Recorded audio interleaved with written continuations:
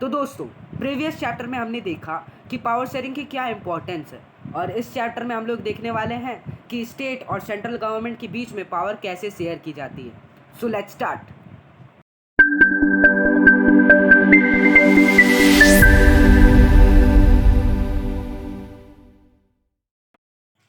Hello friends and welcome back to class study.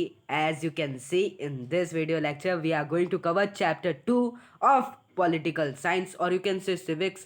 तो जैसा कि आप सब समझ चुके होंगे कि हम लोग इस पूरे वीडियो में फेडरलिज्म चैप्टर कवर करने वाले हैं। तो बिना कुछ टाइम वेस्ट किए चलिए स्टार्ट करते हैं। So guys, before starting the video I want to know कि आपने पिछला चैप्टर कवर किया है कि नहीं। तो अगर आपने पिछला चैप्टर नहीं कवर किया है तो आपको थोड़ा बहुत ये चैप्टर समझ में आएगा, हो सकता है कुछ कुछ चीज़ें ना समझ में आए, तो इसलिए आप पिछला चैप्टर ज़रूर कवर कर लें। और चलिए एक और चीज़ कि जो क्लास स्टडी है वो एक नहीं दो है। एक क्लास स्टडी 9th और 10th वाला है और एक क्लास स्टडी 6 to 8 के लिए है। ये सारी चीज़ें पता है, और इस PDF को डाउनलोड कैसे करना है ये भी आपको पता है। तो चलिए स्टार्ट करते हैं फेडरलिज्म। तो फेडरलिज्म क्या है, सबसे पहला क्वेश्चन यही आता है। तो देखते हैं फेडरलिज्म होता क्या है। तो दोस्तों, फेडरलिज्म एक सिस्टम ऑफ गवर्नमेंट है। इसमें पावर डिवाइड की जाती है सेंट्रल और स्टेट गवर्नमेंट के बीच, और मिनिमम फेडरलिज्म में जो है ना, गवर्नमेंट 2 लेवल की होनी चाहिए, ये यहाँ पे लिखा गया है। और दो चीज़ तो आप लोग नाम सुन के भी अंदाज़ा लगा सकते हो। जो सेंट्रल गवर्नमेंट होता है वो पूरे कंट्री को रूल करता है, और जो स्टेट गवर्नमेंट होता है उसकी जो लॉज होती है वो स्टेट के विद इन ही होती है, मतलब स्टेट के अंदर ही वो लॉ इम्प्लीमेंट कर सकते हैं स्टेट गवर्नमेंट वाले। तो यही सारी चीज़ें यहाँ पे लिखी गई है, और यहाँ पे लिखा गया है कि गवर्नमेंट 2 या 2 से अधिक होनी चाहिए। ये तो मैंने आपको बता ही दिया, ओके। और एक और बात कि जो सेंट्रल गवर्नमेंट होती है ना, वो स्टेट गवर्नमेंट को ऐसे ऑर्डर नहीं कर सकती है कि तुम मेरा ये काम करो। तो ये चीज़ पॉसिबल नहीं होता है फेडरलिज्म में। तो अगर कहीं ये आपको पॉसिबल लग रहा है तो वो फेडरलिज्म टाइप की गवर्नमेंट होगी ही नहीं। देखो यहाँ पे लिखा गया है, 5th पॉइंट ही लिखा गया है, in a federal system the central government can not order the state government to do something. तो इसका मतलब ये है कि सेंट्रल गवर्नमेंट स्टेट गवर्नमेंट को कुछ ऑर्डर नहीं कर सकती, यानी कुछ करने के लिए कुछ ऑर्डर नहीं कर सकती, यानी प्रेशराइज तो बिल्कुल नहीं कर सकती। तो ये सारी चीज़ें थी। अब हम लोग नेक्स्ट स्लाइड पे यानी नेक्स्ट पेज पे मूव कर रहे हैं। अब हम लोग इसके फीचर्स देखेंगे। तो फेडरलिज्म के भी कुछ स्पेसिफिक फीचर्स होते हैं। तो दोस्तों, अगर आप पहला पॉइंट पढ़ो तो इसमें लिखा गया है देयर आर 2 और मोर लेवल्स ऑफ गवर्नमेंट। तो इसका मतलब कि जो गवर्नमेंट है वो 2 या 2 से अधिक लेवल की होनी चाहिए। और दूसरा पॉइंट लिखा गया है different tyre of government govern the same citizen. जो जितने भी लेवल के गवर्नमेंट होते हैं सब सेम सिटीजन को गवर्न करते हैं, लेकिन सबकी एक लिमिट होती है। जो सेंट्रल गवर्नमेंट होता है वो पूरे कंट्री के लिए रूल बना सकता है, और जो स्टेट गवर्नमेंट होता है वो स्टेट के लिए रूल बनाता है। तो ये सारी चीज़ें यहाँ पे लिखी गई थी। अभी इसके अलावा भी कुछ और फीचर्स हैं, वो भी देखते हैं क्या है। तो दोस्तों, जो लिमिट्स है सेंट्रल गवर्नमेंट और स्टेट गवर्नमेंट की, कि सेंट्रल गवर्नमेंट किन चीज़ों पे रूल बना सकता है और स्टेट गवर्नमेंट किन चीज़ों पे रूल बना सकता है, ये सारी चीज़ें हमारी कॉन्स्टिट्यूशन में पहले से ही लिखी गई है। तो इसको कोई स्पेसिफिक गवर्नमेंट चेंज भी नहीं कर सकती। ये हमारा चौथे फीचर में लिखा गया है कि अगर मान लो कि सेंट्रल गवर्नमेंट को कोई रूल जो कॉन्स्टिट्यूशन में लिखा गया है वो पसंद नहीं आ रहा, तो सेंट्रल गवर्नमेंट अपने ही लॉ से केवल उसको चेंज नहीं कर सकता। उसके लिए स्टेट जो गवर्नमेंट है, स्टेट गवर्नमेंट, उसका भी सेटिस्फैक्शन चाहिए होता है। तो अब पांचवा पॉइंट क्या है ये भी देखते हैं। तो देखो, मैंने तुम्हें एक चीज़ बताई कि जो सेंट्रल गवर्नमेंट होती है और स्टेट गवर्नमेंट होती है वो कॉन्स्टिट्यूशन में कोई चेंज नहीं कर सकती है, लेकिन जो कोर्ट होता है उसके पास पावर होता है कि वो कॉन्स्टिट्यूशन में कोई भी चेंज कर सकती है। देखो, पाँचवें वाले पॉइंट में यही लिखा गया है, ओके।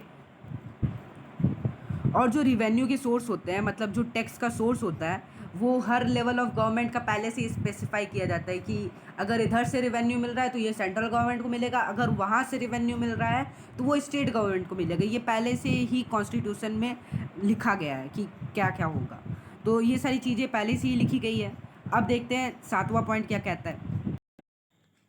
तो दोस्तों, हमारा जो फेडरल सिस्टम है उसके 2 ऑब्जेक्टिव होते हैं।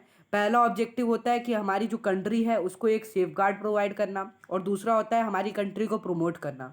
और इसका एक और काम होता है कि ये जो रीजनल डाइवर्सिटीज़ होती है, यानी रीजन की बेसिस पे जो भेदभाव होता है उसको एकोमोडेट भी करता है, ओके। तो अब देखते हैं इसका रिमेनिंग फीचर, जो कि 2 फीचर्स और रह गए मेरे ख्याल से, नहीं 1 फीचर और रह गया, वो भी देख लेते हैं। इसलिए फीचर तो नहीं कह सकते, इसे हम लोग कह सकते हैं कि कितने टाइप की फेडरलिज्म गवर्नमेंट हो सकती है। तो देखो, दो तरह की फेडरलिज्म गवर्नमेंट बन सकती है, यानी दो तरह के फेडरेशन होते हैं। पहला होता है कमिंग टुगेदर और दूसरा होता है होल्डिंग टुगेदर। तो ये दोनों भी देख लेते हैं जल्दी जल्दी। So firstly we are going to know what is coming together federation. तो कमिंग टुगेदर में तुम्हें लग ही रहा है कि कुछ आ रहा है। तो इसमें क्या होता है ना, जो छोटे छोटे इंडिपेंडेंट स्टेट होते हैं वो साथ आते हैं और एक बड़ी सकते हो many independent states come together to form a bigger unit. तो इसमें कमिंग टुगेदर में क्या होता है ना, जो जितने भी स्टेट होते हैं सब पहले तो अलग अलग होते हैं ना, तो इसलिए सबको पावर इक्वली मिलती है, यानी सारे स्टेट्स के पास इक्वल पावर होती है। इसका एग्जाम्पल आप लोग ले सकते हो यूएसए, स्विट्जरलैंड और ऑस्ट्रेलिया। और इसका एक और पावर, इसमें एक और फीचर होता है कि कमिंग टुगेदर फेडरेशन में स्टेट गवर्नमेंट और सेंट्रल गवर्नमेंट इन दोनों के पास भी इक्वल पावर होती है। तो अब पढ़ते हैं कि होल्डिंग टुगेदर फेडरेशन क्या होता है। तो होल्डिंग टुगेदर फेडरेशन में जो बड़ा यूनिट रहता है, यानी एक जो बड़ा देश रहता है, उसको छोटे छोटे स्टेट में डिवाइड कर दिया जाता है। इसका एग्जांपल आप लोग इंडिया से ले सकते हो। इसमें कुछ छोटे छोटे देश बना दिए जाते हैं, छोटे छोटे स्टेट बना दिए जाते हैं। और इसमें अगर बात करें तो इसमें भी दो लेवल गवर्नमेंट होती है, स्टेट और सेंट्रल लेवल गवर्नमेंट। लेकिन सेंट्रल लेवल गवर्नमेंट जो है ना ज़्यादा पावरफुल होती है as compare to state government.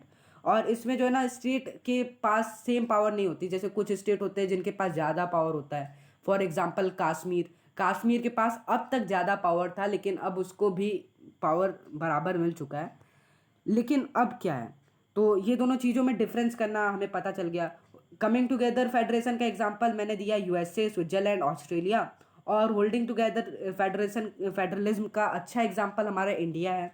साथ ही साथ बेल्जियम में भी सेम केस देखने को मिलता है, स्पेन भी इसका एग्जांपल है। इसी तरह काफ़ी सारे एग्जांपल आपको देखने को मिलेंगे। अब हमें देखना है क्या जो हमारा कंट्री इंडिया है वो फेडरलिज्म है। तो चलिए देखते हैं। तो डायरेक्ट देखते हैं कि तुम्हें अगर ये क्वेश्चन एग्जाम में आता है तो तुम्हें क्या लिखना है। तो सबसे पहला पॉइंट तुम लोग लिख सकते हो कि हाँ इंडिया जो है फेडरल कंट्री है, क्योंकि इसका गवर्नमेंट जो हमारी इंडिया है वो तीन लेवल पे डिवाइडेड है, एक सेंट्रल गवर्नमेंट, एक स्टेट गवर्नमेंट और एक लोकल गवर्नमेंट। ओके। और सभी गवर्नमेंट का अपना अपना एक ज्यूरिडिक्शन होता है, यानी सभी अपने लिमिट में काम करते हैं। जो सेंट्रल गवर्नमेंट है वो स्टेट गवर्नमेंट के काम में ऐसे दिक्कत नहीं करता है, यानी सेंट्रल गवर्नमेंट अपना अलग काम कर रही है, स्टेट गवर्नमेंट अपना अलग काम कर रही है और लोकल गवर्नमेंट अपना अलग काम कर रही है। तो इन तीनों के बीच में कोई भी ज़्यादा वो दिक्कत देखने को नहीं मिलती है, क्योंकि इन लोग को पहले से ही पता है कि इन लोग की पावर अपनी लिमिट में ही रहनी चाहिए। ओके। तो अब इसका दूसरा पॉइंट क्या है, दूसरा पॉइंट तुम लोग क्या लिख सकते हो। जो इन तीनों गवर्नमेंट का जो जुरिडिक्शन है, यानी इन तीनों गवर्नमेंट की जो लिमिट्स है वो हमारी कॉन्स्टिट्यूशन में लिखी गई है कि कौन सा गवर्नमेंट किस चीज़ पे अपना लॉ बना सकता है। तो ये सारी चीज़ें हमारी कॉन्स्टिट्यूशन में लिखी गई है। ओके। तो ये हो गया दूसरा पॉइंट। अब आते हैं तीसरा पॉइंट पे। तीसरे पॉइंट पे क्या लिख सकते हो तुम लोग। हमने अभी पिछले पेज में यानी पिछले स्लाइड में ये देखा कि जो इंडिया है वो होल्डिंग टुगेदर फेडरेशन है, ये तुम लोग लिख सकते हो तीसरे पॉइंट में। तुम्हें अगर ये क्वेश्चन 5 नंबर का आता है तो 2 पॉइंट में तुम्हें और बता दे रहा हूँ, वो भी ऐड कर लेना। ओके। तो देखते हैं वो 2 पॉइंट क्या क्या तुम लिख सकते हो। तो अगर लोकसभा या राज्यसभा में 2/3 वोट से ज़्यादा मिलता है तब वो लोग लॉ चेंज कर सकते हैं, या फिर हाफ से ज़्यादा स्टेट उस लॉ को सपोर्ट करे यानी बिल पास करे तब कोई बेसिक लॉ चेंज किया जा सकता है। ये तुम्हारा चौथा पॉइंट हो सकता है। और एक केस एज्यूम करो जिसमें स्टेट गवर्नमेंट और सेंट्रल गवर्नमेंट के बीच में डिस्प्यूट होता है यानी झगड़ा होता है। तो ये कौन सॉल्व करेगा, इसको सॉल्व करता है सुप्रीम कोर्ट। सुप्रीम कोर्ट एक फाइनल डिसीजन बनाता है और वो चेक करता है कि ये लॉ किसके हिस्से में जा रहा है, कॉन्स्टिट्यूशन से चेक करता है। ओके। तो ये हो गए तुम्हारे 5 पॉइंट और इससे तुम्हें 5 नंबर आराम से मिल जाएंगे। ओके। तो चलिए अब देखते हैं, हम लोग कुछ लिस्ट के बारे में देखने वाले हैं। तुम लोग ये सारे पॉइंट्स भी देख सकते हो, ये कुछ एडिशनल पॉइंट्स है और कुछ कुछ पॉइंट्स इसमें से भी मैंने बताए हैं तुम्हें। तो अब हम लोग 4 लिस्ट के बारे में देखने जा रहे हैं, यूनियन लिस्ट, स्टेट लिस्ट, इन सब चीज़ों के बारे में देखने जा रहे हैं। तो देखते हैं ये सब क्या होते हैं। तो ये जो यूनियन लिस्ट होता है इसमें वो सारे सब्जेक्ट्स आते हैं जो कि नेशन से रिलेट करते हैं और you can say related to nation होते हैं। तो जैसे कि तुम लोग कह सकते हो defence, bank, currency, foreign affairs, ये सब इस लिस्ट में आता है। और इसमें अराउंड 97 सब्जेक्ट्स होते हैं और इसको इम्प्लीमेंट यानी इस पर लॉ इम्प्लीमेंट कौन कर सकता है, इस पर लॉ इम्प्लीमेंट करता है सेंट्रल गवर्नमेंट। इसीलिए सेंट्रल गवर्नमेंट को यूनियन गवर्नमेंट भी कह सकते हैं। तो ये सारी चीज़ें हैं। अब हम लोग आते हैं स्टेट गवर्नमेंट पे, सॉरी स्टेट लिस्ट पे आते हैं।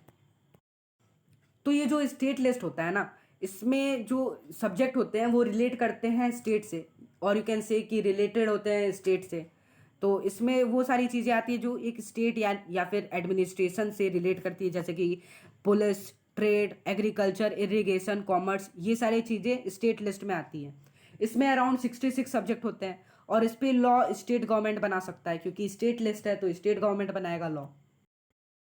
इसके बाद आता है हमारा कॉन्क्यूरेंट लिस्ट। इसमें क्या होता है, इसमें वो सारे सब्जेक्ट रिलेट किए जाते हैं जो सेंट्रल गवर्नमेंट और स्टेट गवर्नमेंट दोनों आपस में शेयर करती है, जैसे कि एजुकेशन, एडॉप्शन, ईटीसी, ये सारी चीज़ें आती हैं इसमें। तो इसमें जो है ना, स्टेट गवर्नमेंट और सेंट्रल गवर्नमेंट दोनों लॉज बना सकते हैं। ओके। फिर इसके बाद एक और लिस्ट होता है जो कि इसमें मेंशन नहीं किया गया है, वो होता है रेजिड्यूरी लिस्ट। यानी वो सारे लिस्ट जो कि अब धीरे धीरे चीज़ें आ रही है, जैसे कि तुम लोग कह सकते हो कंप्यूटर साइंस, इस पे सेंट्रल गवर्नमेंट लॉ बनाता है। तो ये सारी चीज़ें जो फ्यूचर में इन्वेंट होती है, जैसे कि अगर सपोज करो कि टाइम मशीन इन्वेंट हो रही है, तो वो जो है ना रेजिड्यूरी लिस्ट में आता है। इसके बाद अब देखो कि फेडरलिज्म को प्रैक्टिस कैसे किया जाता है, अब हम लोग वो देखने वाले हैं। तो चलो अब देखते हैं कि फेडरलिज्म को फॉलो यानी प्रैक्टिस कैसे किया जाता है, या उसको इम्प्लीमेंट कैसे किया जाता है। तो ये देख सकते हो तुम, हमारे इंडिया का मैप है, ये सारी चीज़ें तुम लोग पढ़ लेना, वैसे कुछ इंपॉर्टेंट है नहीं, इंपॉर्टेंट तो यहाँ से शुरू हो रहा है। यानी जो सबसे पहला टॉपिक है इसमें इंपॉर्टेंट, वो है लिंग्विस्टिक स्टेट्स। तो लिंग्विस्टिक स्टेट ध्यान से सुनना क्या होता है। लिंग्विस्टिक स्टेट पे जो स्टेट होते हैं वो लैंग्वेज की बेसिस पे क्रिएट किए जाते हैं। तुम लोग देख सकते हो, नाम से ही कुछ ऐसा लग रहा था। तो जो है ना, पहले ऐसे स्टेट नहीं होते थे, ज़्यादातर लैंग्वेज की बेसिस पे कुछ कुछ स्टेट ऐसे होते थे जो बिल्कुल लैंग्वेज को फॉलो नहीं करते थे, यानी उस स्टेट में डिफरेंट लैंग्वेज देखने को मिल जाती थी। तो ये कहानी है 1947 की, जब कुछ कुछ स्टेट को वैनिश किया जा रहा था, यानी उन सब स्टेट को बंद किया जा रहा था, और कुछ कुछ नए स्टेट क्रिएट किए जा रहे थे। बंद तो नहीं किया जा रहा था, यू कैन से कि जो बाउंड्रीज है उसे चेंज किया जा रहा था। तो ये इंश्योर करने के लिए कि जो स्टेट होंगे वो लैंग्वेज के बेसिस पे होंगे। पहले तो लोगों ने डिमांड किया कि लैंग्वेज के बेसिस पे स्टेट होना चाहिए, लेकिन जो हमारे लीडर्स थे वो सोच रहे थे कहीं इससे भेदभाव ना क्रिएट हो जाए। लेकिन बाद में तो रिजल्ट वही हुआ, लिंग्विस्टिक स्टेट्स। ऑफ कोर्स कि तुम्हें अब तक तो समझ में आ गया होगा कि मैं क्या कहना चाह रहा हूँ। अब इसके बाद हमारा आता है लैंग्वेज पॉलिसी। ये क्या है, चलो इसको भी देखते हैं।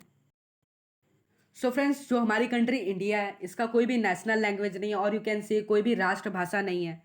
जो हिंदी है उसका यूज़ 40% से ज़्यादा पीपल करते थे और इसको प्रेफर करते थे, तभी इसको जो है ना ऑफिशियल लैंग्वेज बनाया गया, लेकिन नेशनल लैंग्वेज नहीं बनाया गया, ये बात हमें याद रखनी है। और 1965 से पहले क्या था ना, इंग्लिश का यूज़ ऑफिशियल पर्पज़ के लिए किया जाता था। 1965 के बाद इंग्लिश और हिंदी दोनों का यूज़ ऑफिशियल पर्पज़ के लिए किया जाने लगा। ये दोनों बातें हमें याद रखनी है। और तुम लोग 6 पॉइंट में देख सकते हो कि जो सेंट्रल गवर्नमेंट है वो किसी भी स्टेट को फोर्स नहीं कर सकती कि तुम्हें हिंदी लैंग्वेज बोलनी है। जैसे कि एग्जांपल लो तमिलनाडु का, तो उसको सेंट्रल गवर्नमेंट फोर्स नहीं कर सकती कि तुम लोग हिंदी बोलो, क्योंकि तमिलनाडु वाले तो एज यू कैन सी कि वो लोग तमिल बोलते हैं।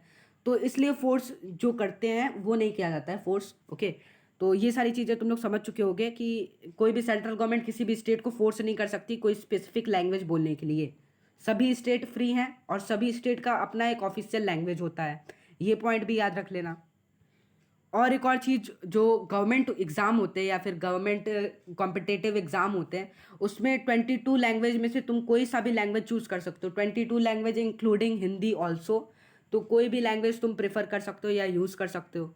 और इंग्लिश, जैसे मान लो अगर दो स्टेट हैं और दोनों स्टेट के अलग अलग लैंग्वेज है, तो ऑफिशियल लैंग्वेज है, तो उन दोनों स्टेट के बीच में जो कम्युनिकेशन का मीडियम होता है वो इंग्लिश होता है, ये बात भी याद रख लेना। ओके। तो अब बढ़ते हैं सेंट्रल स्टेट रिलेशन पे। तो सेंट्रल स्टेट रिलेशन, इसमें बेसिकली हम लोग सेंट्रल गवर्नमेंट और स्टेट गवर्नमेंट के रिलेशन के बारे में जानेंगे।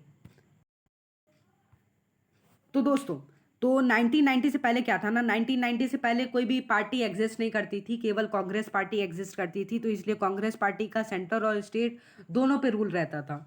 तो तब तक तो कोई ज़्यादा झगड़ा नहीं होता था सेंट्रल और स्टेट गवर्नमेंट के बीच में। लेकिन जब से कुछ पार्टी बनने लगी और नई नई पार्टी एग्जिस्ट करने लगी, तब से सेंट्रल और स्टेट रिलेशन थोड़ा बिगड़ने लगा, यानी थोड़ा डिस्प्यूट टाइप की सिचुएशन होने लगी थी। जैसे कि अगर मान लो सेंट्रल गवर्नमेंट जो है ना स्टेट गवर्नमेंट को डिसमिस करने लगी थी, यानी अपने पावर का गलत यूज़ करती थी सेंट्रल गवर्नमेंट। तो 1990 के बाद क्या हुआ, कोई स्पेसिफिक पार्टी की कोई ज़्यादा खास मेजॉरिटी नहीं थी, सब धीरे धीरे लो होने लगा। तो इसलिए कॉलिजन गवर्नमेंट बनाया गया। कॉलिजन गवर्नमेंट से क्या हुआ कि एक या एक से अधिक पार्टी एक साथ आ गई और एक गवर्नमेंट फॉर्म करती थी। तो इससे जो है ना, स्टेट और सेंट्रल गवर्नमेंट का जो रिलेशन था वो धीरे धीरे सही होने लगा, और स्टेट गवर्नमेंट के पास थोड़ी थोड़ी पावर आने लगी। और फिर जो ये चीज़ डिफ़िकल्ट हो गई थी कि जो सेंट्रल गवर्नमेंट है अब स्टेट गवर्नमेंट को डिसमिस नहीं कर सकता है, अब ये चीज़ हो गई। तो ये सारी चीज़ें, फिर इसके बाद ये टॉपिक ख़त्म। अब हम लोग आते हैं डिसेंट्रलाइजेशन ऑफ इंडिया। डिसेंट्रलाइजेशन क्या है अभी थोड़ी देर में तुम्हें बता दे रहा हूँ। वेट करने की क्या जरूरत है, रुको अभी बता दे रहा हूँ। डिसेंट्रलाइजेशन में क्या होता है, जो स्टेट गवर्नमेंट होती है और जो सेंट्रल गवर्नमेंट होती है उसका पावर ट्रांसफर करके लोकल गवर्नमेंट को दे दिया जाता है। देखो अभी तक हम लोग स्टेट गवर्नमेंट के बारे में पढ़ रहे थे, सेंट्रल गवर्नमेंट के बारे में पढ़ रहे थे, अब हम लोग स्टेट गवर्नमेंट लोकल गवर्नमेंट के बारे में भी पढ़ने वाले हैं। तो देखते हैं लोकल गवर्नमेंट में क्या होता है। तो ये इतना लंबा चौड़ा जो पॉइंट दिया गया है, इसमें से कुछ कुछ चीज़ें जो इंपॉर्टेंट है वो चीज़ मैं तुम्हें बता देता हूँ।